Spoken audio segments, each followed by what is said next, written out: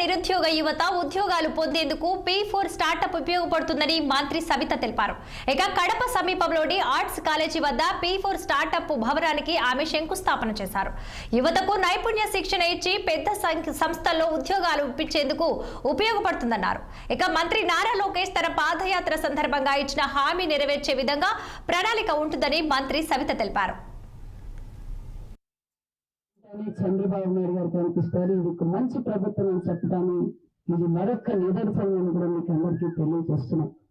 ఎందుకంటే చంద్రబాబు నాయుడు గారు అంటేనే టెక్నాలజీ, విజన్, రైతాంగం, ఇరిగేషన్ ప్రాజెక్టులు అభివృద్ధి కనిపిస్తుంది. గతంలో ఎక్కడ ముఖ్యమంత్రి చంద్రబాబు నాయుడు గారు పనిచేసినా అక్కడ పరిశ్రమలు వస్తాయి, ఇరిగేషన్ ప్రాజెక్టులు వచ్చాయి. తెలుగు రాష్ట్రాల్లో కనిపించేవి అభివృద్ధి అంటే చంద్రబాబు నాయుడు గారు కనిపిస్తారు. మరి ఏదైతే మన అందరికీ ఆ రోజు చంద్రబాబు నాయుడు గారు విజన్ 2020 అన్నారు. ఆ రోజు అందరూ చాలా మంది ఏంటి విజన్ 2020 అన్నారు. ఈ రోజు విజన్ 2020 అంటే ప్రపంచమంతా చంద్రబాబు నాయుడు గారిని గుర్తించింది. ప్రపంచంలో ఎక్కడైనా ఈ రోజు తెలుగు రాష్ట్రాల్లో మన ప్రజలు, మన పిల్లలు పనిచేస్తున్నారంటే ఆ credits goes to only Chandrababu Naidu గారు అనే విషయాన్ని కూడా మీకు తెలియజేస్తున్నాం.